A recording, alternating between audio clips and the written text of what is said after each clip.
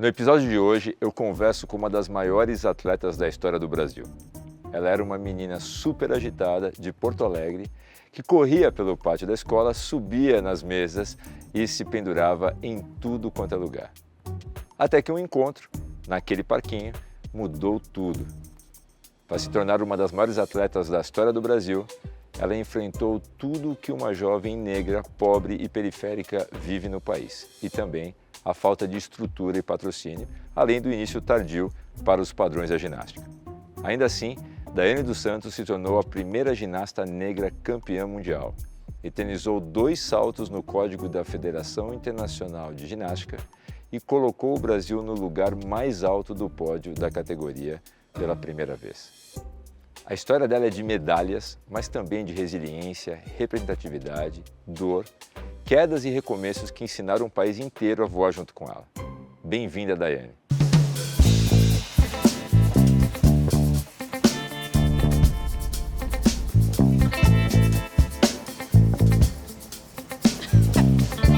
Bom dia! Bom dia, tem carona? Pra você Tem sempre! carona? Pra você sempre! Olha, Que gente. bom que você tá aqui.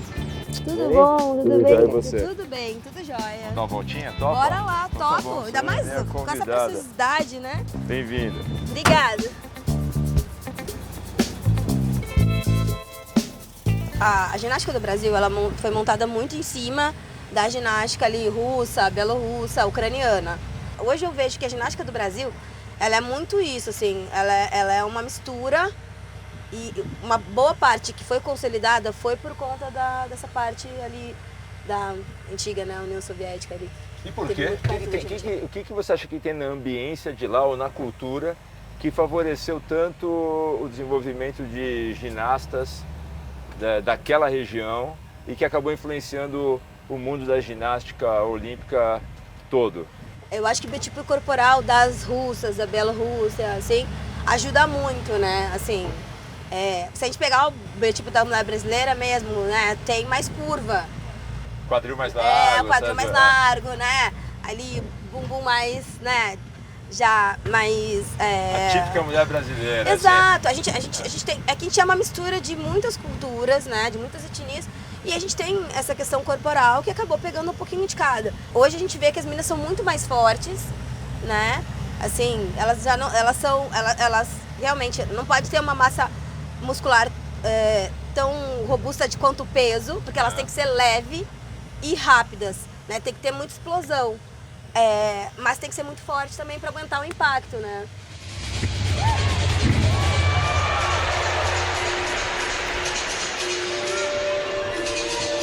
Mas seria justo atribuir a você ou a sua geração uma aceleração dessa mudança? Porque a tua ginástica, até onde a minha vista alcança, era justamente isso, né? Uhum. Eu acho que foi uma questão, como o esporte no geral, assim, tem acontecido. A ginástica, ela veio evoluindo com o tempo. Como eu citei a época da Nádia, porque é uma época que as pessoas conhecem muito, né, ali.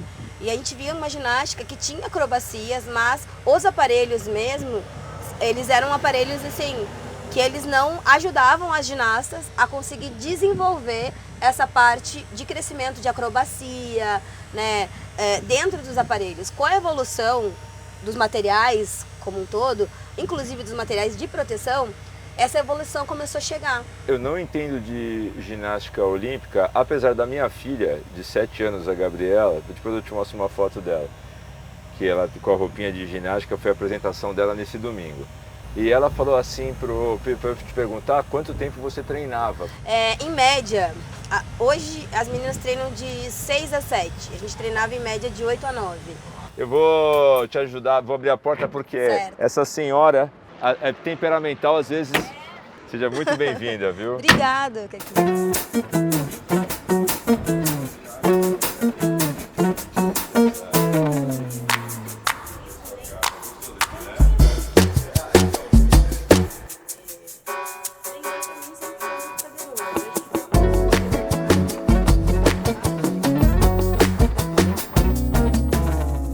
Seja muito bem-vinda aqui ao nosso Teatro Porto, lugar Opa! muito especial para a gente.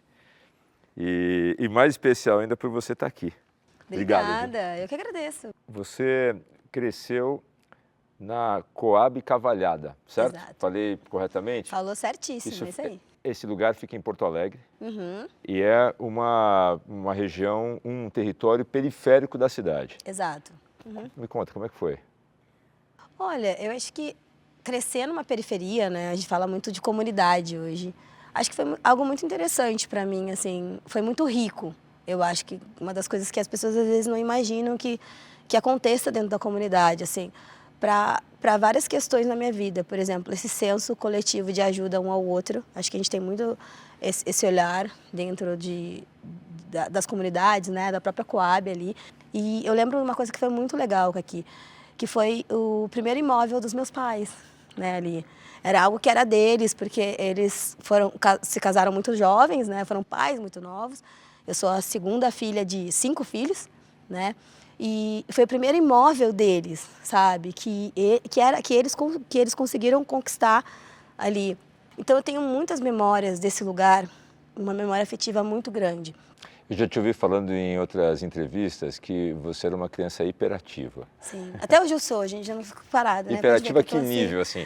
Na perspectiva dos seus pais, se perguntasse para eles, o que eles falariam? Nível hard. Né? Assim, eu era aquela criança, eu brinco, né, que eu era uma criança meio incompreendida, assim. Porque eu era aquela criança que não era muito convidada para ir na casa dos outros, sabe? Que eu aprontava bastante mesmo.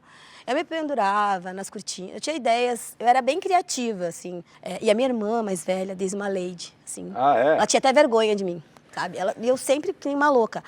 E isso se estendia também, né, para fora da porta da minha casa. Então eu era essa criança que subia no freezer e ficava colada com a boca, sabe? Que brincava de cantar com uma agulha de tricô pulando no sofá. E aquela hora que a mãe fala o quê?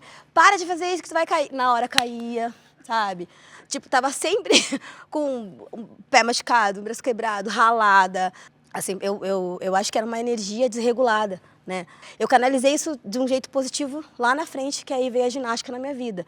Mas nessa infância, assim, era uma energia tão forte, assim. Eu estava sempre correndo, estava sempre pulando, eu não conseguia ficar parada na escola.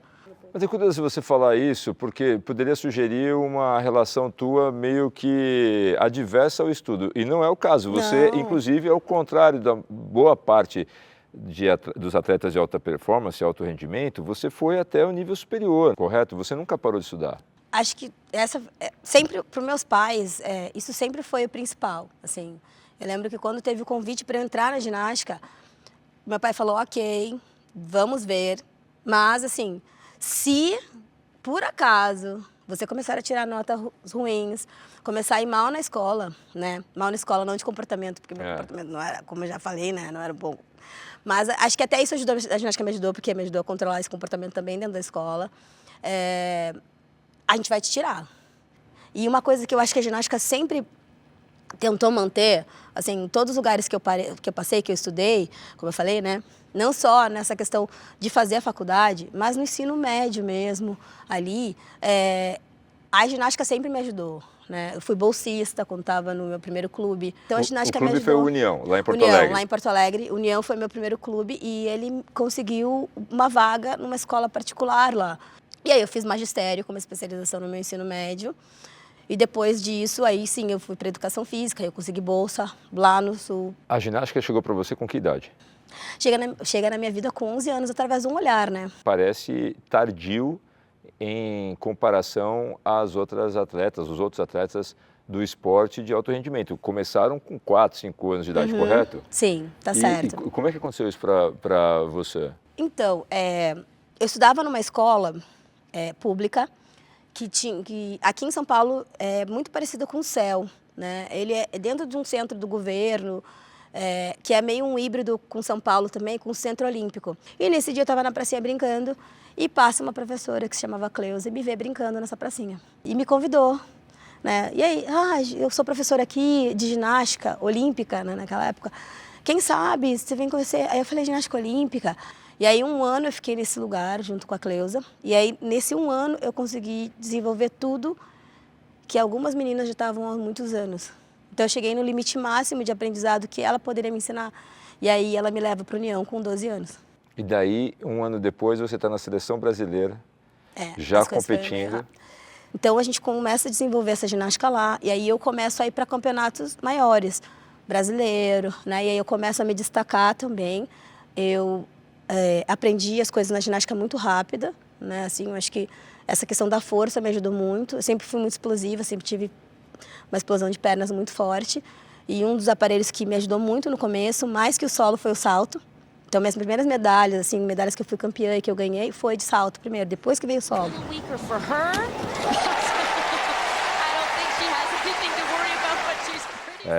Você foi treinada por uma figura que se tornou também muito conhecida na ginástica, o Oleg, e que vem de uma escola, ele é ucraniano e vem de uma região que produziu muitas e muitos ginastas de sucesso. Como é o Oleg na tua vida? Acho que Deus colocou alguns anjos na minha vida e o Oleg foi um deles, com certeza. Assim, eu encontro o Oleg e eu já sou adulta. Porque quando a gente teve o nosso primeiro encontro, eu tenho 18 anos. E entre todas as meninas do Brasil, nesse formato novo que o Oleg vem implementar aqui, né, para mudar algo que a gente queria, ele me escolheu. Mas é claro que para ser uma das escolhidas, eu tinha que sair de casa. Eu tinha que ir para Curitiba e eu tinha que morar com essas 22 meninas em Curitiba. Né? Assim, a gente morava numa casa, todas juntas, treinávamos com os treinadores, a gente tinha uma equipe de 4 a 5 treinadores, o Oleg é o treinador-chefe, uma pessoa incrível, assim, imagina, ele foi treinador na antiga União Soviética, tipo, o cara ganhou tudo, sabe?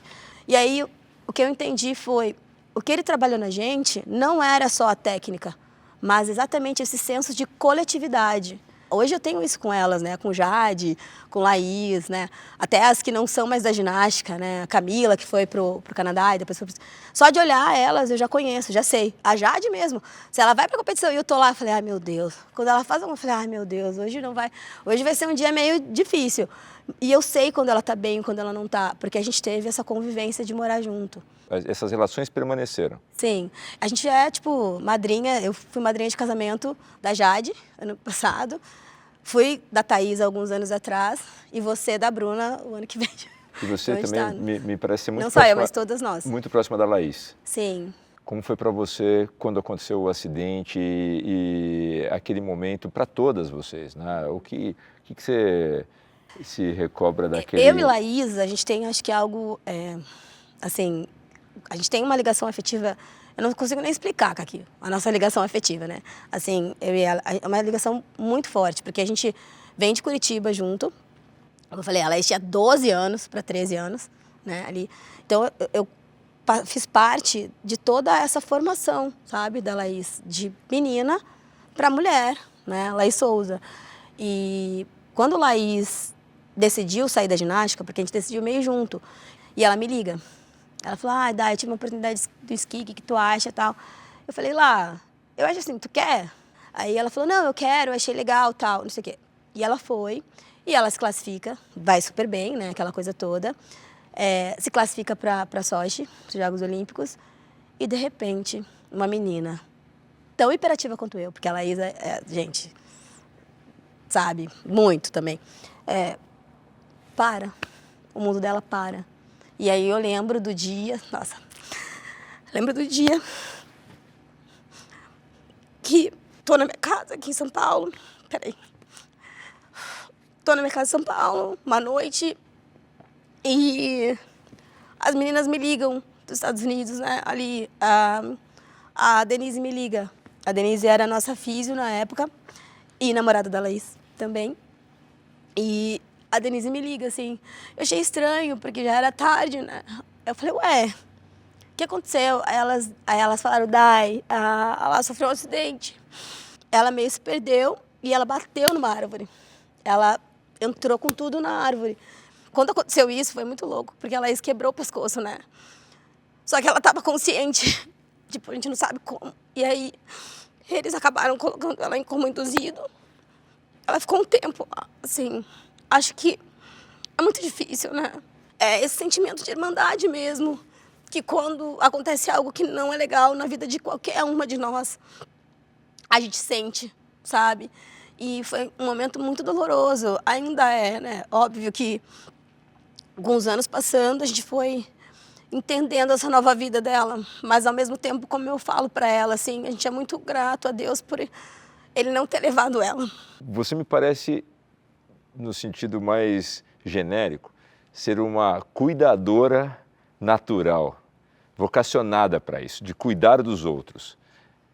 E você se sente cuidada por quem? Ou quem cuidou de você? Acho que muitas pessoas cuidaram de mim, né? Assim, além dos meus pais, minhas avós, assim, como eu disse, crescer num quintal onde eu tenho a minha bisavó, minha avó, né, minha tia e meu pai morando, eu acho que a gente tem muitas pessoas que não só cuidaram de mim, mas cuidaram de nós. Nós cuidamos um consciente o outro. A minha irmã mais velha, eu fui cuidada por todos os meus treinadores. Eu fui cuidada por muitas pessoas que, quando eu ia de ônibus, cuidavam e falavam para minha mãe, ó, ela entrou no ônibus, ó, ela saiu, sabe? Tinha várias pessoas que me cuidaram e que me cuidam até hoje, né? Hoje eu tenho uma equipe que me cuida, que me compreende, que está comigo a toda hora, sabe? Se existisse um amorzômetro, ou seja, o quanto a gente recebe de amor, o teu indicador ia estar lá em cima, dado o carinho e o quanto, acho que é razoável dizer, quanto você é amada pelo brasileiro. Eu sou muito grata a Deus em tudo que Ele faz, assim, na minha vida, mas ter o carinho das pessoas e o reconhecimento, acho que é uma coisa que é inexplicável, assim, sabe? Ver as pessoas associarem o duplo twist carpado, né? Entenderem que é algo tão difícil tecnicamente e elas trazerem isso para a vida delas, assim, é o que eu falo. Todo mundo faz duplo twist carpado, de algum jeito, né? Ou no ginásio ou fora dele. Tudo que a gente faz na nossa vida, a gente quer fazer bem feito, né? A gente quer ter aquela sensação, tipo, que legal que eu contribuí com coisas boas. Então, quando eu vejo isso, eu acho que eu consigo entender isso. Porque sempre foi o desejo dos meus pais, né? Que eu fosse uma pessoa boa, uma pessoa legal, uma pessoa do bem. Quando eu vejo isso, que as pessoas têm esse carinho pelo que eu faço, pelo meu trabalho, por mim, eu acho que eu entendi que eu consegui fazer o que os meus pais queriam que eu fizesse, sabe? Ali. Você se tornou uma ginasta que acho que dispensa a gente relembrar aqui, é educadora, concluiu o seu curso superior, tem um projeto social incrível que é dos Brasileirinhos, mas você também foi a primeira mulher negra campeã na ginástica e hoje a maior parte da seleção brasileira é composta por mulheres negras. Sim. Essa é uma conquista não planejada. Como é que você se sente em relação a essa conquista específica? Essa semente de ser uma pessoa que consegue ser uma pessoa, como eu falei, do bem e que dá um bom exemplo para outras pessoas, já foi uma semente que foi plantada com meus pais lá naquela infância, lá no Coab, com conversa da importância de como menina negra, tudo que eu fizesse na minha vida, isso não ia acarretar só na minha vida, mas impactar na vida de muitas outras pessoas, né? Esse lugar, às vezes, infelizmente, para as pessoas negras, e isso é muito louco da gente falar, porque é um país que tem 66% de uma nação considerada negra ou parda, a gente ainda não tem momentos que a gente não vê essas pessoas nesse lugar. Porque durante muito tempo isso foi nos demonstrado que não era pra gente. A própria ginástica, a ginástica não é feita para as pessoas negras, porque não pode ser graciosa. Então uma pessoa negra não pode ser graciosa, não pode fazer natação, não pode fazer... Aí agora a gente vê, né, todos esses esportes hoje serem acessíveis a outras pessoas. E aí a gente vê o potencial negro ali. E aí a gente vê que não é uma questão de não ter condições, mas sim é uma questão de não ter oportunidade. Dani, a Edilene, que está nos assistindo, fez uma pergunta sobre se em algum momento você pensou em desistir em função do impacto que a ginástica, ou a exigência que a ginástica traz para o corpo, né? E isso, obviamente, leva a gente também a perguntar qual foi a maior dor que você já sentiu, né, nesse treinamento. Em outras palavras, é saudável treinar nesse nível? Uma coisa que a gente tem consciência, ou se alguém que quer entrar no treinamento e no alto rendimento precisa ter consciência que não é saudável. E que você vai praticamente todos os dias ir além do que o seu corpo te permite ir, né? Eu fiz 11 cirurgias. 11? 11, né? Uma delas, assim, olha aqui. Caramba, que foi esse daí? Essa aqui foi, quando eu voltei de Pequim, Tanto a gente tem a mesma cicatriz, eu e Laís. Até nisso a gente tá junto. A gente operou junto e a gente tem do mesmo lado, tudo igualzinho. Quando a gente voltou de Pequim, eu acabei... Eu fiz várias cirurgias de menisco no joelho, né? Nesse meio tempo que eu tô nessa cirurgia, né, ali, eu comecei a fazer um tratamento estético de enzima com uma biomédica. Até um dia que eu recebo uma visita da UADA, que é a ação antidopagem, fez um teste. Eu sempre me coloquei à disposição, fiz o teste. Tô lá, depois de uns meses, qual foi a minha surpresa? Positivo. Um teste positivo. E aí, eu tô citando essa dor, porque essa é uma dor que para mim é a dor mais dolorida de todas que eu já vivi na ginástica. Não só por ser ginasta. Quando a gente recebe o resultado positivo, primeiro que foi assim, né? Foi interno. E eu comecei a entender, falei assim, não, só um pouquinho, mas o que aconteceu? Né? O que aconteceu? E aí eu descobri que foi por conta do tratamento estético, junto com a esteticista. Dentro daquela ampolinha que ia, né, tinha furosemida. E furosemida, para algumas modalidades, na verdade, para todas as modalidades, ela é proibida. Gente, a minha vida, ela fez assim, ó, capotei. Tipo, eu nunca tinha tomado um capote tão forte na minha vida, assim. Sabe aquela onda que vem e dá na sua cabeça e você vai lá na areia? Você come a areia e você fica...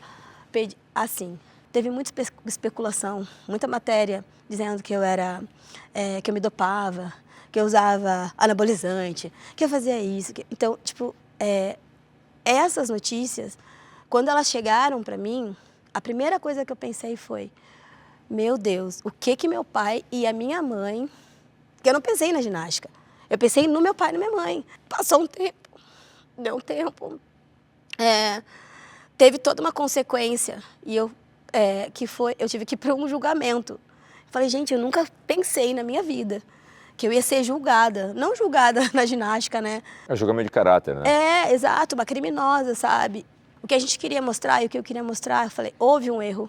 Houve vários erros. A FIG, a confederação que não mandou documentação, né, ali, houve um erro meu, que faço algo que não permitido, que é um tratamento, mas uso algo dentro do meu corpo que eu não sei o que é, sabe?